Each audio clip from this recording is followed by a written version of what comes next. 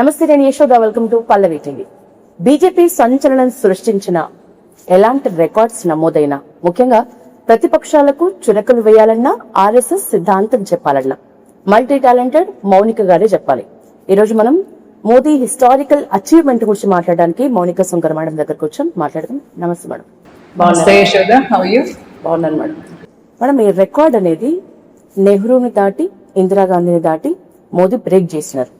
నిజానికి 3498 ఇన్ని రోజులు ఒక ప్రధానిగా ఇంత సుదీర్ఘ కాలంగా పాలించడం ఒక రికార్డ్ అయితే, ఈ రికార్డ్ మళ్ళీ ఎన్ని ఇళ్లకి బ్రేక్ అవుతుంది అనుకుంటున్నారు మీరు? మీకు ఈ క్వశ్చన్ కి ఒకటే ఆన్సర్ ఏంటంటే, నరేంద్ర మోదీ లాంటి వ్యక్తి ఇంకొకరు ఉన్నారని మీరు అనుకుంటున్నారు ఈ భూమి మీద? లేరంటే. సో ధర్మ సంస్థాపనార్థాయ సంభవామి యుగే యుగే అన్నట్టుగా ప్రజలను ఉద్ధరించడం కోసం అప్పుడప్పుడు ఋషులు, మునులు, దేవతలు ఒక్కొక్క వ్యక్తుల్ని పంపిస్తారు అనమాట. అట్లా ఈ తరానికి 20th సెంచరీకి Narendra Modi is one of that person. కాబట్టి మోదీ రికార్డ్ ని బ్రేక్ చేయడము అనేది మనమైతే మన జీవిత కాలంలో మనం చూడము. ఓకే, ఇప్పుడు మునుపటి ఇద్దరు ప్రధానులతో పోలిస్తే కంపేర్ చేసి చెప్పండి నాకు, ఏంటి తేడా ప్రస్ఫుటంగా? ఎందుకంటే నెహ్రూ గారు సుదీర్ఘ కాలంగా ఇండిపెండెన్స్ టైంలో పాలించినారు. ఇప్పుడు ఈ 12 ఏళ్ల కాలం ప్రధాని మోదీ పాలిస్తున్నారు. ఇద్దరి పాలనలో లేకపోతే విధానాల్లో మీకు ప్రస్ఫుటంగా కనిపిస్తున్న తేడా అంటే ఏంటి? Very first thing, Nehru is not an elected prime minister, he is a selected prime minister. 1947 లో ప్రైమ్ మినిస్టర్ గా ఆయనను సెలెక్ట్ చేసుకున్నారు. ఎట్లా? మొత్తం కాంగ్రెస్ వర్కింగ్ కమిటీ అంతా కూడా పటేల్ గారిని ఎలెక్ట్ చేసుకుంటే ఆయనను పక్కన పెట్టి వీటో పవర్ తోని నెహ్రూని సెలెక్ట్ చేసుకున్నారు. So he is not a prime minister who is people's prime minister. తర్వాత మనకి ఎలక్షన్స్ వచ్చిన తర్వాత ఆయన ప్రైమ్ మినిస్టర్ అయినా కూడా అప్పుడు అపోజిషన్ పార్టీ లేదు దేశంలో. సో నెహ్రూతోని you should never compare Modiji. Modi is beyond any other politicians. Opposition party లేదు, ఎవరితో ఫైట్ చేసిండు నెహ్రూ చెప్పండి?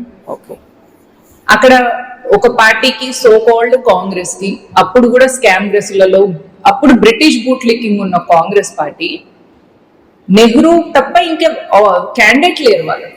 నెహ్రూ కాంగ్రెస్ తప్ప ఇంకొక పొలిటికల్ పార్టీ లేదు. ఇప్పుడు 2 పొలిటికల్ పార్టీస్ ఉంది. ఈయన మా పిఎం క్యాండిడేట్, ఈయన మా పిఎం క్యాండిడేట్ అని చెప్పినప్పుడు ఇద్దరిలో చూస్ చేసుకుంటే దాన్ని ఎలక్షన్ అంటారు. అక్కడ ఏముందని? So Nehru is not at all comparable with Modi. Modi is beyond all the politicians. Next వచ్చిన ప్రైమ్ మినిస్టర్స్ గరీబీ హటావో అనే నినాదంతో వచ్చింది. మీరు చూస్తే ఇందిరా కావచ్చు, అది కన్స్ట్రక్టివ్ డెవలప్మెంటల్ పాలిటిక్స్ కిందికి రావు. కాబట్టి ఆమె కూడా incomparable with Narendra Modi. Next long గా ఉన్నది మన్మోహన్ సింగ్ గారు. మన్మోహన్ సింగ్ గారిని ఇంటర్నేషనల్ మీడియానే puppet prime minister of Italy అని చెప్పారు. ఇటాలియన్ లేడీ అంటే ఇట్లాంటి నేరేటివ్స్ వచ్చినాయి. మోదీ విషయంలో ఎట్లాంటి నేరేటివ్స్ వచ్చినాయి? ఒక భయంకరమైన జాతీయవాది, దేశం కోసం ఏమైనా చేస్తాడు, వ్యక్తిగత జీవితాన్ని లేకున్నా కూడా దేశం కోసం నిలబడుతున్నాడు. ఎక్కడైనా ఏదైనా ప్రోగ్రామ్స్కి వెళ్ళి మొత్తం ఇంటర్నేషనల్ ప్రైమ్ మినిస్టర్స్ వాళ్ళందరూ ఉన్నప్పుడు వాళ్ళందరితో చీర్స్ చేస్తాడు, కానీ ఆ వైన్ ని అక్కడే కింద దించేసి తన బుక్ పట్టుకొని తను వచ్చేస్తాడు. అంటే ఒక నియమ నిబద్ధతలతోని జీవితాన్ని, నిష్టలతోని జీవితాన్ని గడుపుతూ దేశం కోసం జీవిస్తున్న వ్యక్తి మోదీ. కాబట్టి డెవలప్మెంట్ విషయంలో కూడా మీరు చూస్తే ఈ 12 years లో డబల్ ఇన్ఫ్రాస్ట్రక్చర్ భారతదేశం. ఒక 3 హైలైట్ పాయింట్స్ అంటే ఏం చెప్తారు మేడం మోదీ పాలసీస్ లో? ఫస్ట్ థింగ్, నార్త్ ఈస్ట్ ని కనెక్టివిటీ చేసింది భారతదేశానికి. అది అట్లనే ఉంటే కాంగ్రెస్ నార్త్ ఈస్ట్ ని ఆఫ్ఘనిస్తాన్, పాకిస్తాన్ లాగా నార్త్ ఈస్ట్ కూడా విడిపోయేది. అదొక డేంజరస్ సైన్. దాన్ని మోదీ క్లియర్ చేసి ఆర్టికల్ 370 కశ్మీర్ ని చిన్నపాటి గాజా లాగా తయారు చేయాలని కాంగ్రెస్, విదేశీ శక్తులు ప్రయత్నం చేస్తుంటే నరేంద్ర మోదీ దాన్ని మొత్తం క్లియర్ చేసి అక్కడ peaceful social life, at the same time visiting place కూడా చేయగలరు.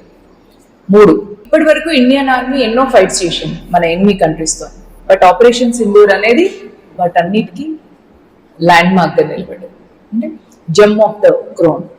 అయితే ఈ ఆపరేషన్ సింధూర్ ఇంత సక్సెస్ అవ్వడానికి మోదీ ఆర్మీకి ఇచ్చిన మోరల్ స్ట్రెంగ్త్ అనొచ్చు, లేదా వెపన్స్ కలెక్షన్ అనొచ్చు, వాళ్ళకి కావాల్సిన ఎక్విప్మెంట్స్ అన్నిటిని రెడీ చేయడం వల్ల, ఫ్రీడమ్ ఇవ్వడం వల్ల శత్రువుల్ని విధ్వంసం చేసి రాగలిగే శక్తి మన ఆర్మీకి. అట్లా ఉన్న ఆర్మీని ఇన్ని సంవత్సరాలు వీళ్ళు ఫ్రీడమ్ ఇవ్వలేకపోయింది, మోదీ గారు ఇవ్వగలిగారు. మీకు బాగా నచ్చిన పాలసీ అంటే మొత్తం ఈ 12 ఏళ్ల కాలంలో మోదీ పాలనలో మీకు మీ మనసుకు నచ్చిన ఒక పాలసీ లేకపోతే ఒక విధానం అంటే ఏం చెప్తారు? నాకు 2 చాలా నచ్చినాయి. ఒకటి ఉజ్వల సిలిండర్స్, ప్రతి మహిళకు కట్టెల పొయ్యి నుంచి ఫ్రీ సిలిండర్ తీసుకురావడం. అండ్ ఆ ఇనిషియేటివ్ భారతీయ జనతా పార్టీ చేస్తే పబ్లిక్ కూడా సబ్సిడీని తీసేసి పబ్లిక్ కూడా దాన్ని సపోర్ట్ చేశారు. అంటే అది ఒక కలెక్టివ్ కాన్షియస్ యాక్ట్ అన్నమాట. అది ఓన్లీ పొలిటికల్ డెవలప్మెంట్ యాక్టివిటీ కింద కాకుండా మొత్తం ప్రజలందరూ కూడా ఇన్వాల్వ్ అయిన ఒక గ్రేట్ యాక్టివిటీ. అది నాకు చాలా బాగా నచ్చింది. నెక్స్ట్ శౌచాలయం, ప్రతి ఇంటికి ఆడపిల్లలు బయట వెళ్లకుండా ఇంటింటికి బాత్రూమ్ ఫెసిలిటీ. అది ఒక గర్ల్ గా it gives a great Boost and ఒక ప్రైవసీ ఫీల్ వస్తుంది, ఒక సెల్ఫ్ ఎస్టీమ్ బిల్డ్ అవుతుంది అండ్ తన మీద తనకు నమ్మకం వస్తుంది. ఈ 2 నాకు చాలా నచ్చినాయి. ప్రజా వ్యతిరేక విధానం అంటే నెసెసరీ ఉందా లేదా పక్కన పెడితే ఈ విధానం అనేది ఎక్కువ వ్యతిరేకంగా అంటే వెళ్ళింది ప్రజల్లోకి, లేకపోతే వ్యతిరేకత ఎక్కువ వచ్చింది అని ఒక పాలసీ కూడా ఏదైనా ఉంటే ఈరోజు చెప్పాలి. ఫార్మర్స్ బిల్ యాక్చువల్లీ చాలా మంచి బిల్ అండి. కానీ దాన్ని ప్రొపగెండా ఎంత నెగటివ్ గా చేయడం వల్ల ప్రజల్లోకి భారతీయ జనతా పార్టీ దాని ఉపయోగాలు తీసుకెళ్లేక ముందే నెగటివిటీ ఎక్కువ రౌండ్ సర్క్యులేట్ అవ్వడం వల్ల ఫార్మర్ బిల్ బ్యాక్ తీసుకోవడం అనేది మీరు చెప్పిన దానిలో నెగటివ్ గా వెళ్ళింది. డిమానిటైజేషన్ గానీ మీరు అనుకున్న స్థాయిలో ఫలితం లేకపోతే ధరల పెరుగుదల, నిరుద్యోగం, ఈ 2 గురించి మాత్రం మోదీ ప్రభుత్వం మీద తీవ్ర విమర్శలు రెగ్యులర్ గా ఉంటున్న విషయాలే. వీటి గురించి ఏం చెప్తారు? డిమానిటైజేషన్ అనేది it was a need of the hour. ఎందుకంటే మన డబ్బు వేరే దేశాల నుంచి రావడం. ఇప్పుడు కాంగ్రెస్ మీద అలిగేషన్ ఉంది, allegation is with evidence and proofs. అక్కడ ఏం జరిగింది, మొత్తం మన కరెన్సీ మెటీరియల్ పాకిస్తాన్ దగ్గర కూడా ఉంది. మనం ఎక్కడైతే ముద్రిస్తున్నామో పాకిస్తాన్ కూడా అక్కడే ముద్రిస్తుంది. ఎక్కడైనా అది పాసిబుల్ అండి? శత్రు దేశం ఇది మనది ఒకటే దగ్గర ఉంటే ఎంత డిస్టర్బ్ అయిపోతుంది ఎకానమీ. కాబట్టి demonetization was a need of the hour.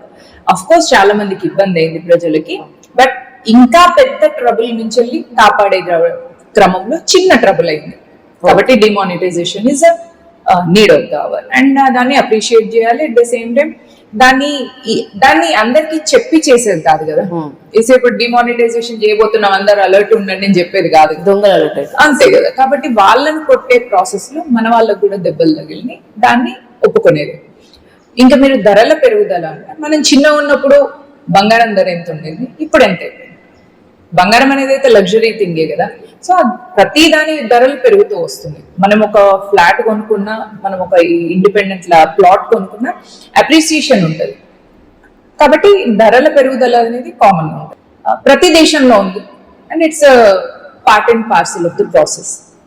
నిరుద్యోగము అనే దాని గురించి మాత్రం అడ్రస్ చేయాల్సి ఉంటుంది. ఎందుకంటే ప్రపంచం ఇప్పుడున్న క్రైసిస్ లో మనం ఇదివరకు, నేను కూడా ఇంజనీరింగ్ అయిపోయిన తర్వాత అమెరికా వెళ్ళాలి అండ్ డాలర్ డ్రీమ్స్ తో ఐ వెంట్ ఫర్ అమెరికా. అట్లా వేరే వేరే కంట్రీస్కి వెళ్తారు. అమెరికా వీసా రాకపోతే యూకే వెళ్తాం, నెదర్లాండ్ వెళ్తాం, వేరే వేరే కంట్రీస్, ఆస్ట్రేలియా అట్లా వెళ్తుంటాం. ఇప్పుడు వేరే కంట్రీస్ లో కూడా ఎంప్లాయ్మెంట్ లేదు, వేరే కంట్రీస్ కూడా రిసీవ్ చేసుకుంటలేవు, ఓన్లీ ఎడ్యుకేషన్ కి తీసుకుంటున్నారు. ఎందుకంటే వీళ్ళు స్టూడెంట్స్ అక్కడికి వెళ్తే వాళ్ళకి ఫీజు రావడం వల్ల డబ్బులు వాళ్ళకి అవసరం ఉంటాయి. కాబట్టి స్టూడెంట్ వీసాని ఇంక్రీజ్ చేస్తున్నారు, ఎంప్లాయీ వీసాని తగ్గిస్తున్నారు. కాబట్టి ఇది ఏంటిది అంటే వాళ్ళ దగ్గర కూడా క్రైసిస్ ఉంది, ప్రపంచం అంతా క్రైసిస్ ఉంది. మరి ప్రపంచంలో ఈవెన్ పాకిస్తాన్, ఆఫ్ఘనిస్తాన్ 2 కూడా ఇస్లామిక్ నేషన్స్. మొన్న వార్ టైంలో ఆ 2 కంట్రీస్ కూడా ఒకరి మీద ఒకరు మిసైల్ చేసుకున్నారు.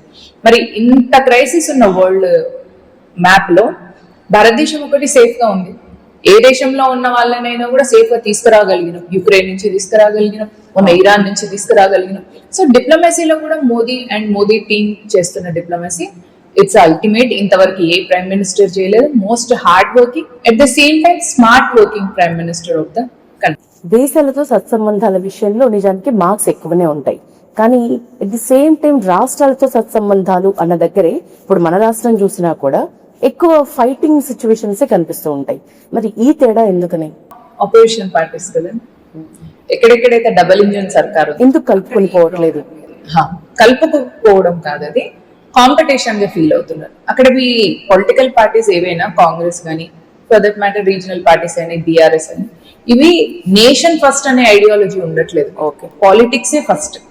And to do the politics, nation ని బద్నాం చేయడానికైనా పర్వాలేదు, మోదీ లాంటి చరిస్మాటిక్ లీడర్ ని బద్నాం చేయడమైనా కూడా పర్వాలేదు అనే మైండ్ సెట్ తో వీళ్ళు ఉంటున్నారు. కాబట్టి ఇక్కడ ప్రాబ్లం అవుతుంది.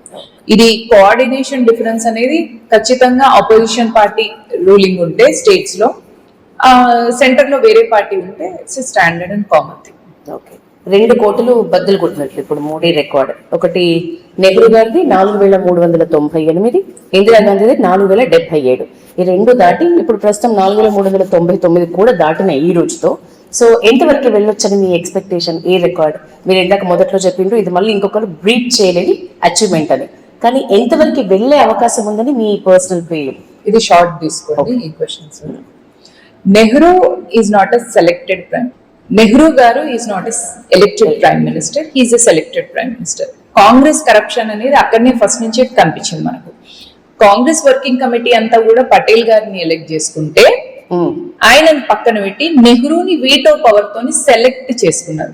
కాబట్టి నాట్ ఎట్ ఆల్ ఎలెక్టెడ్. కాబట్టి let's not compare Nehru with Modi. Next మీరు అన్నట్టు ఇందిరా గారు కూడా, వారు కూడా ప్రైమ్ మినిస్టర్.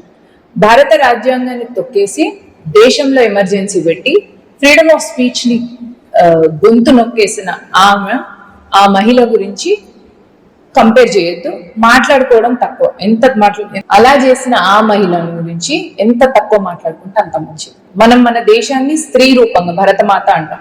అట్లాంటిది ఒక మహిళ ప్రధానిగా ఉండి రాజ్యాంగాన్ని ఎట్లా తొక్కేసి ఎమర్జెన్సీ తీసుకొచ్చి ఫ్రీడమ్ ఆఫ్ స్పీచ్ ని ఇట్లా చేసిన ఆమె గురించి ఎంత తక్కువ మాట్లాడుకుంటే అంత మంచిది. ఆమెను మోదీతో ఇన్కంపేరబుల్ ఎట్లా. అండ్ నరేంద్ర మోదీ అంటే ఇందాక మీకు చెప్పడానికి ఒక ఇంటర్వ్యూ సరిపోదండి, మీకు పెద్ద లిస్ట్ ఇవ్వచ్చు. మేము 12 years లో ఇన్ఫ్రాస్ట్రక్చర్ డబుల్ అయింది. నార్త్ ఈస్ట్ తోని మనం కనెక్ట్ అయినాం. ఆర్టికల్ 370 రిపీల్ చేయడం, ఆపరేషన్ సింధూర్ తో మనం మన శత్రు దేశానికి చుక్కలు చూపించాం. డిప్లొమసీలో ప్రపంచం అంతా కూడా మనం స్ట్రాంగ్ గా ఉన్నాం. ఈ ప్రపంచం అంతా కూడా గ్యాస్ రేట్లు పెరుగుతున్నాయి, పెట్రోల్ రేట్లు పెరుగుతున్నాయి, డీజిల్ రేట్లు పెరుగుతున్నాయి. భారతదేశంలో పెరుగుతున్నాయి కానీ నామమాత్రంగా పెరుగుతున్నాయి, ఎక్కడ కూడా ప్రాబ్లం లేకుండా ఉంది. కాబట్టి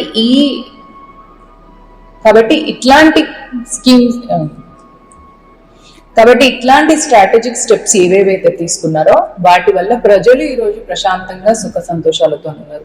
మీరు అన్నట్టు కొన్ని problems common and part and parcel of the development, part and parcel of the government.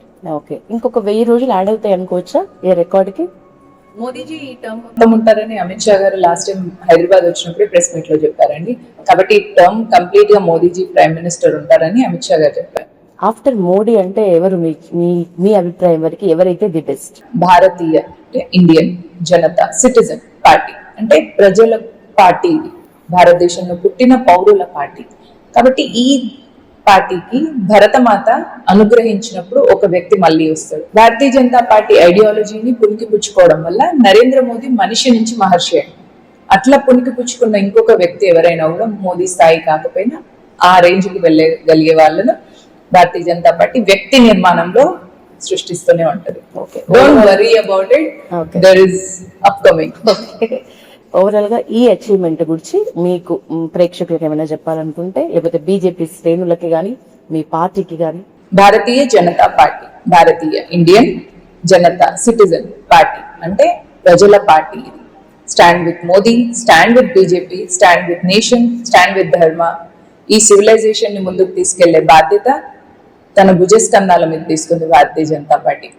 Me మద్దతుతోని double engine, triple engine సర్కార్ దేశవ్యాప్తంగా వస్తే 2047 నాటికి భారతదేశ పునర్వైభవ స్థితికి, భారతదేశాన్ని దేశ ధర్మ దేవాలయ రక్షణకు భారతీయ జనతా పార్టీ ముందుంటది. So I urge people to stand with BJP. జై హింద్, జై భారత్.